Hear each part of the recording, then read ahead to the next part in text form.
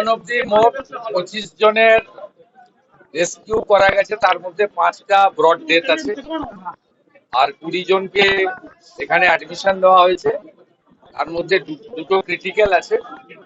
এখানে স্বাস্থ্যমন্ত্রী, স্বাস্থ্য বিভাগ, ডক্টরসরা তারা চেষ্টা করছেন। 18 জন আউট অফ ডেঞ্জার আছে, 2 জন ক্রিটিক্যাল আছে আর 5টা ডেথ এসছে। ম্যাক্সিমামই বিহার থেকে লেবারদেরকে আনা হয়েছিল, মুঙ্গের এবং অ্যাডজয়নিং এলাকা থেকে। Lily ultra soft serum gel, যা গভীর থেকে স্কিনে দেয় 3 গুণ সিরাম হাইড্রেশন। সিরাম জেল হাইড্রেশনে ব্রাইট থাকো সব সিজনে। আমরা বাকিটা যা যা করার করছি। এখন আরো কিছু জন আটকে থাকতে পারে। আমাদের চিফ সেক্রেটারি, হোম সেক্রেটারি ওরা থাকছেন, রেস্কিউ কমপ্লিট করবেন। ইউবিএমএ মিনিস্টার থাকছেন আর এখানে হেলথ মিনিস্টার এবং হেলথ সেক্রেটারি থাকছেন। আর পুলিশের সঙ্গে কোঅর্ডিনেশন করে আমাদের কাজ হবে।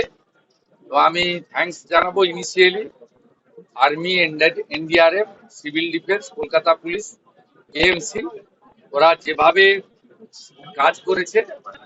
Fire brigade, loss of life অনেক বেশি হতো, আটকানো গেছে। যে মেন লেবার সাপ্লায়ার, নাম আমি বলছি না, ইনভেস্টিগেশনের রিজিনে তাকে লালবাজারকে বলা হয়েছে, এডিসিপিকে বলেছি আমি যে ওকে অলরেডি আনতে, তাহলে অ্যাকচুয়াল সংখ্যাটাও পাওয়া যাবে আর ইনভেস্টিগেশনটাও আগে এগিয়ে নিয়ে যাবে। বাকি যা অ্যাকশন নেওয়ার আগামীকাল আমরা নেব। ইনিশিয়ালি আমাদের কাজ হচ্ছে আরো যদি কেউ আটকে থাকে তাকে জীবিত উদ্ধার করা, আর যদি ইনজোর্ড থাকে তাকে যতটা সম্ভব বেটার ট্রিটমেন্ট দিয়ে রিকভারি করা। যতক্ষণ পর্যন্ত কমপ্লিট না হচ্ছে রেস্কিউ অপারেশন, একদম ক্লিয়ার না হচ্ছে, ততক্ষণ যে টিম ওয়ার্ক করছে সেই টিম ওখানে কাজ করবেন। চিফ সেক্রেটারি পুরো বিষয়টা স্পটে মনিটরিং করবেন।